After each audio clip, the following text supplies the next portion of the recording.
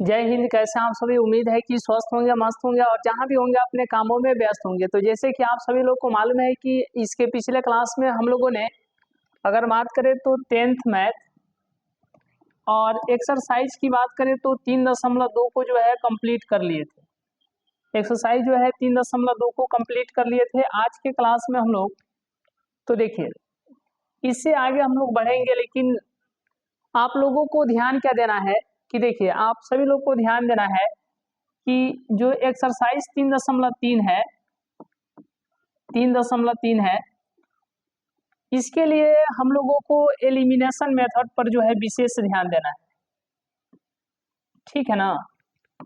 और elimination method जिसको हिंदी में कहा जाता है विलोपन विधि, क्योंकि ये एक्सरसाइज जो है 3.3 ये पूरा का पूरा जो है इसमें का पूरा क्वेश्चन यानी कि ऑल क्वेश्चन जो है विलोपन विधि के ही आधार पर बनाना है। विलोपन विधि यानी विलोपन एलिमिनेशन मेथड से ही बनाना है प्रत्येक क्वेश्चन को, यानी 3.3 जो एक्सरसाइज है इसके प्रत्येक क्वेश्चन को। और जैसे कि आप लोगों को मालूम है कि देखिए आपके पास अगर पुराना वाला एनसीईआरटी है, आप उससे भी आप पढ़ाई कर सकते हैं, लेकिन ज़्यादा आपके लिए सहूलत ये रहेगी कि आप जो न्यू एनसीईआरटी का बुक आया है आप लोग उसको ले लेंगे तो बेहतर रहेगा। तो उसमें जो है 3.3 में आपको इससे रिलेटेड प्रश्न देखने को मिल जाएंगे, लेकिन पुराना वाला है तो 3.4 में जो है आपको देखने को मिलेंगे, ठीक है ना। तो कोशिश ये कीजिए कि 3.3 जो आपके पास न्यू एनसीईआरटी है तो उसमें जो है प्रत्येक क्वेश्चन को आप लोग किस मेथड से यानी किस विधि से बनाइएगा, तो एलिमिनेशन मेथड यानी कि विलोपन विधि से। लेकिन इसके मतलब आज के क्लास के बाद जो नेक्स्ट क्लास आएगा एक्सरसाइज 3.3 के लिए आएगा, यानी प्रश्नावली 3.3 के लिए आएगा। आज जो है आज के इस छोटे से क्लास के माध्यम से हम लोग क्या देखेंगे कि विलोपन विधि से दो चर वाले रैखिक समीकरण को कैसे हल किया जाता है। डेट मीन्स एक्स वाई के मान को जो है फाइंड करना होता है। जब आपको दिया रहेगा 3x प्लस में 4y बराबर में 10, ये पहला समीकरण और इसी के आधार पर जो है दूसरा समीकरण, तो इन दोनों समीकरण को जो है हल करके कैसे जो है x और y के मान को ज्ञात करेंगे हम लोग, इस पर जो है विशेष ध्यान देंगे।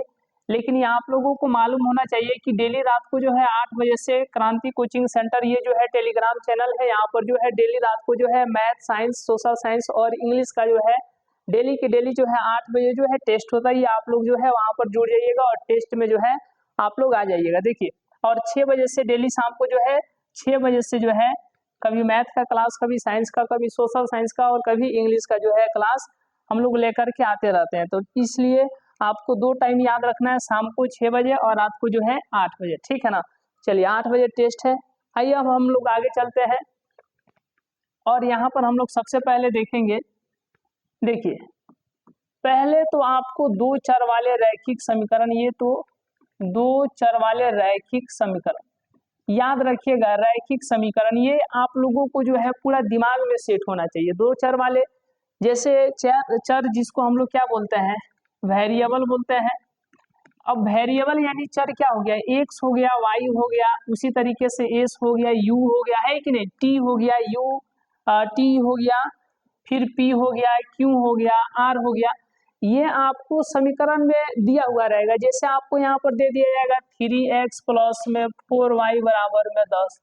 अरे तो ये सिर्फ और सिर्फ x और y के रूप में थोड़े ही ना हो सकता है। या आपको यहाँ पर जब ध्यान दीजिएगा तो ऐसे भी हो सकता है 3s प्लस में 4p बराबर में 10, उसी तरीके से 3q प्लस में 4t बराबर में 10। इस तरीके से मतलब यहाँ पर एक्स वाई है ना, जहाँ पे एक्स वाई आप देख रहे हैं, जहाँ पे एक्स वाई देख रहे हैं, देखिएगा जहाँ पे आप एक्स वाई देख रहे हैं वहाँ पर कभी एस हो जा रहा है, कभी क्यू हो जा रहा है। जहाँ पे एक्स है वहाँ पर कभी एस हो जा रहा है, कभी क्यू हो जा रहा है। जहाँ पर वाई है वहाँ पर कभी पी हो जा रहा है, कभी टी हो जा रहा है। तो ये आप यहाँ पर जो है आपको ये समझना है कि जहाँ पर ये नहीं समझना है कि सिर्फ और सिर्फ समीकरण में आपको एक्स और वाई के ही फॉर्म में जो है समीकरण मिलेंगे। नहीं, कभी आपको एस यू मिल सकता है, कभी टी P मिल सकता है, कभी QR मिल सकता है, मतलब कि A से लेकर के Z तक के बीच का कोई भी जो है आपको यहाँ पर लेटर मिल सकता है समीकरण में। ठीक है, तो अभी जो हम लोग बेसिकली जो है x और y के ही आधार पर प्रश्न को देखेंगे। जैसे आप जब यहाँ पर ध्यान दीजिएगा, जैसे क्वेश्चन दे देगा, क्वेश्चन जैसे दे दिया जाएगा कि 3x प्लस में 2y बराबर में 5, ये पहला समीकरण है, और दूसरा समीकरण 2x प्लस में y बराबर में 4, ये जो है दूसरा समीकरण है। अब इन दोनों समीकरण को जो है किस विधि से, तो याद रखिएगा विलोपन विधि से। किस विधि से? विलोपन विधि से क्या करना है, बताइए क्या करना है? सॉल्व करना है। विलोपन विधि से, एलिमिनेशन मेथड से जो है आपको x और y का मान जो है ज्ञात करना है। कितने लोग जो है इसको बना पाएंगे? ये पहला क्वेश्चन हम ले रहे हैं, तो यहाँ पर कुछ नहीं करना है, ये पहला समीकरण है ना, ठीक है, तो यहाँ पर कितना है 3, तो यहाँ पर कितना है, यहाँ पर कितना है 3, तो समीकरण 2 में 3 से गुणा कर दीजिए, और 2 वाला में देखिए, मतलब दूसरा समीकरण में देखिएगा तो यहाँ पर x के साथ में 2 है, तो अब इसमें जो है 2 से, इसमें जो है 2 से क्या कर दीजिए, गुणा कर दीजिए, ये 2 से क्या कर दीजिए, गुणा कर दीजिए। जब यहाँ पर 3 था तो इसमें 3 से गुणा, और जब यहाँ पर 2 था तो यहाँ यानी समीकरण 1 में जो है 2 से गुणा।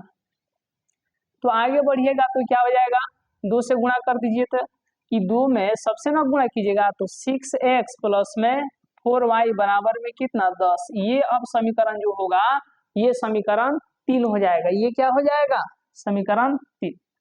इसमें गुणा कर दीजिए तो ये हो जाएगा 6x 3y बराबर में 12, ये अब समीकरण 4 हो जाएगा। तो अब जो नया समीकरण मिला वो क्या मिला, तो वह समीकरण फ्रॉम इक्वेशन 3rd एंड क्या 4, यानी कि अब जो है समीकरण 3 और 4 से, समीकरण 3 और 4 से, तो 3 में देखिए 6x प्लस 4y है, कितना है 6x प्लस 4y बराबर में 10, और यहाँ पर देखिएगा तो 6x प्लस 3y बराबर में कितना है 12। अब एक बात बताइएगा कि यहाँ पर प्लस है तो कर दीजिए माइनस, यहाँ पर प्लस है तो माइनस, यहाँ पर प्लस है तो माइनस, ये 6x से 6x खत्म, 4y में से 3y गया तो 1y, 4 बड़ा है उसी का चिन्ह यहाँ पर प्लस रहेगा, ठीक है, और यहाँ पर 10 में से 12 जाएगा यानी कि घटेगा तो -2, तो ये जो y का मान आ गया, कितना आ गया, y का मान -2 आ गया। अब इस y के मान को चाहे समीकरण 1 में, चाहे समीकरण 2 में, या समीकरण 3 में, या समीकरण 4 में, किसी में मान रख दीजिए, x का मान निकल जाएगा, है कि नहीं। तो अब यहाँ पर ध्यान दीजिए, हम 1 में ही रख देते हैं, तो 3x प्लस 2y बराबर में कितना है 5 है, तो यहाँ पर 3 गुणे x तो रहेगा, कितना रहेगा, x तो रहेगा, यहाँ पर 2 गुणे y के स्थान पर कितना -2 बराबर में 5,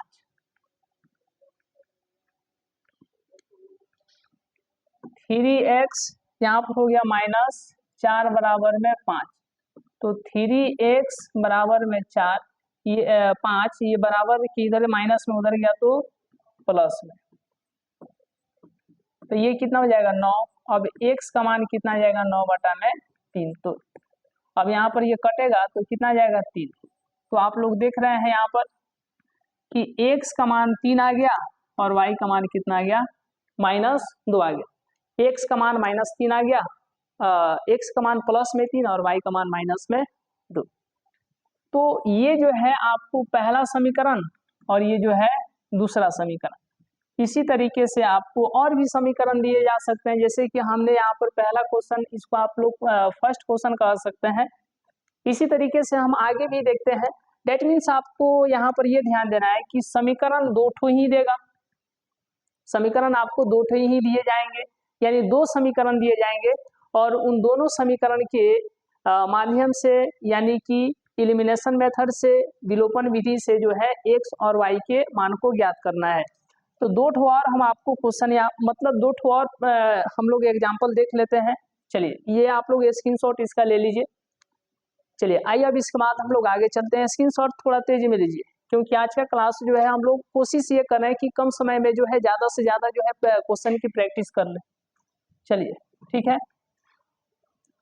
अब जो है जैसे कि आप यहाँ पर देख रहे हैं, दे दिया जाएगा x प्लस वाई बराबर में 5, ये पहला समीकरण, और यहाँ पर दे दिया जाएगा x माइनस वाई बराबर में 6, ये जो है दूसरा समीकरण। अब इसको जो है आपको कितना किस विधि से, किस मेथड से, तो विलोपन विधि से, यानी कि एलिमिनेशन मेथड से x और y के मान को ज्ञात करना है। x और y के मान को ज्ञात करना है। तो देखिए यहाँ पर कितना है 1 और इसमें भी कितना है 1। तो अब आप कहिएगा कि यहाँ पर 1 है तो इसमें 1 से गुणा कर देते हैं तो कोई इसमें बदलाव ना होगा, और यहाँ पर 1 है तो इसमें 1 से गुणा कर देते हैं तो इसमें भी कोई बदलाव नहीं होगा। ठीक है ना, इसमें भी कोई बदलाव नहीं होगा। तो कुछ नहीं करना है, तब आपको सिर्फ लिख देना है कि समीकरण 1 और 2 से, यानी कि from equation first and second से। तो पहला इक्वेशन क्या है थोड़ा बताइएगा, और यहाँ पर दूसरा समीकरण क्या है। तो कुछ नहीं, ये अब आपको यहाँ पर चिन्ह पलटना है, क्योंकि प्लस है तो माइनस, माइनस है तो प्लस, और यहाँ पर प्लस है तो माइनस, इससे यह खत्म और इससे यह खत्म। एक मिनट रुकिए, यहाँ पर आपको चिन्ह पलटने की भी आवश्यकता नहीं है, क्योंकि इससे यह खत्म हो जाएगा, ई प्लस में ई माइनस में, तो ये आ गया 2x बराबर में 11, और x का मान आ गया 11/2। अब यहाँ पर x का मान जो है पहला समीकरण में रखिएगा तो y का मान निकल जाएगा। तो x प्लस वाई बराबर में कितना है 5 है, और x के स्थान पर कितना रखना है बताइए, 11/2 प्लस वाई बराबर में 5। बस हो गया। अब इसको जो है कैलकुलेट कर दीजिए, आंसर आ जाएगा। तो यहाँ पर y बराबर में क्या आ जाएगा 5 माइनस, ये प्लस में उधर गया तो माइनस। तो अब बताइए क्या होगा, y बराबर में लसन ले लीजिए 2, यहाँ पर 10 माइनस 11, y बराबर में -1/2। तो x का मान 11/2 और y का मान जो है -1/2। आइए इसका आप लोग स्क्रीनशॉट लीजिए। इसके बाद जो हम लोग एक और क्वेश्चन लेते हैं, ठीक है, चलिए उसको भी देख लेते हैं। तो इस तरीके से आप लोग जो है समझ पाएंगे कि किस तरीके से विलोपन विधि के माध्यम से हम लोग x और y के मान को ज्ञात कर लेंगे, जब आपको दो ठो समीकरण दिए रहेंगे, दो चर वाले रैखिक समीकरण दो ठो दिए रहेंगे। तो ठीक है ना। चलिए आइए अब इसके बाद हम लोग नेक्स्ट क्वेश्चन को जो है देख लेते हैं। चलिए जैसे आपको यहाँ पर ध्यान देना है, 3x प्लस वाई बराबर में कितना दे दिया आपको 3, और दूसरा समीकरण है 6x प्लस 2y बराबर में कितना दे दिया आपको यहाँ पर 1। तो ये जब आप देखिएगा ये पहला इक्वेशन है, और ये देखिएगा तो दूसरा इक्वेशन है। इतना तो आप लोग जानते हैं, है कि नहीं। तो यहाँ पर कितना है 3 और यहाँ पर कितना है 6। तो ये काम करते हैं, यहाँ पर 3x है और यहाँ पर कितना है बताइए तो 6x है। तो क्यों ना यहाँ पर यदि हम 2 से गुणा कर देंगे, याद रखिएगा यहाँ पर 2 से गुणा कर देंगे तो ये हो जाएगा 3x प्लस वाई बराबर में 6 हो जाएगा। और ये क्या है कितना है जी, गुणा कर दीजिए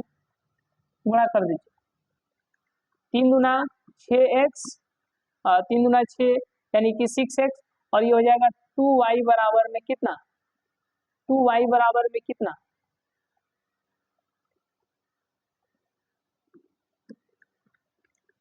चलिए नेक्स्ट हम लोग देखते हैं यहाँ पर ये अगला इक्वेशन 3x प्लस में 5y बराबर में 2, ये हो गया पहला इक्वेशन। और यहाँ पर देखिएगा तो 2x प्लस y बराबर में कितना 4, ये हो गया दूसरा इक्वेशन। तो यहाँ पर देखिए यहाँ पर 3 है ना, तो इसमें 3 से गुणा कर दीजिए, और यहाँ पर 2 है तो यहाँ पर यानी समीकरण 1 में जो है 2 से गुणा कर दीजिए, हो गया, बन गया। ये कितना हो जाएगा 6x प्लस 10y बराबर में 4, और ये हो जाएगा कितना 6x प्लस 3y बराबर में 12। ये कौन सा समीकरण हो जाएगा, चौथा समीकरण। अब जो समीकरण प्राप्त हुआ है, तीसरा और चौथा, इसी से जो है आपको आगे कर देना है from equation third and fourth, यानी कि तीसरा और चौथा समीकरण से। तो तीसरा समीकरण क्या है उसको लिख दीजिए, है कि नहीं, फिर जो आपको चौथा समीकरण है उसको लिख दीजिए, ठीक है। अब एक बात बताइएगा कि ये प्लस में है तो माइनस में, प्लस में है तो माइनस में, प्लस में है तो माइनस में, ये तो खत्म हो जाएगा।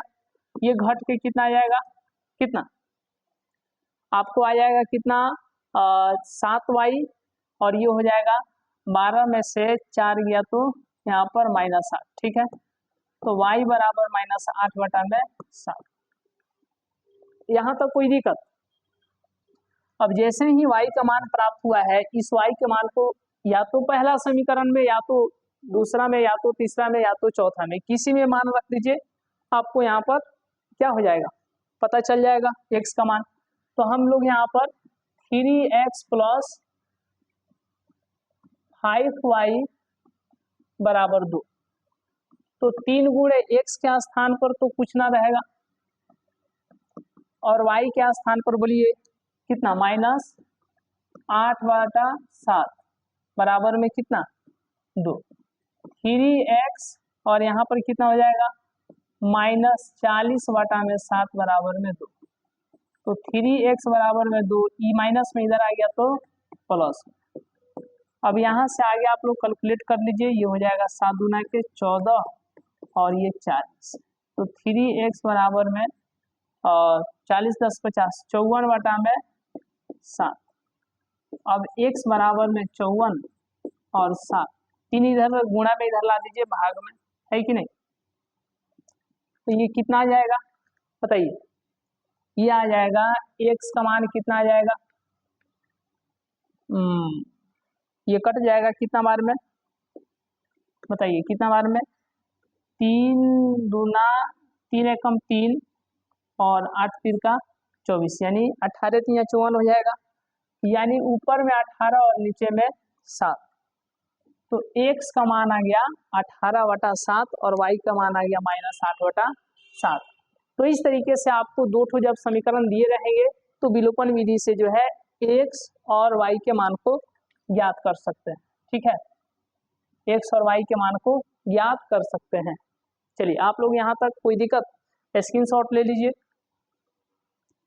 तो हमें उम्मीद है कि आज के क्लास आपको बहुत ही बेहतरीन लेवल में समझ में आया होगा। तो याद रखिएगा डेली शाम को जो है 6 बजे से आप लोग लाइव आ जाइएगा, और इस तरीके से जो हम लोग अच्छे तरीके से जो है 10th क्लास में जितने भी लोग जो है 2026 में एग्जाम देने वाले हैं उनकी तैयारी जो है बहुत बेहतरीन लेवल से होगा। तो आज का क्लास यहीं तक, मिलते हैं हम लोग नेक्स्ट क्लास में नेक्स्ट वीडियो में, तब तक के लिए बहुत बहुत धन्यवाद।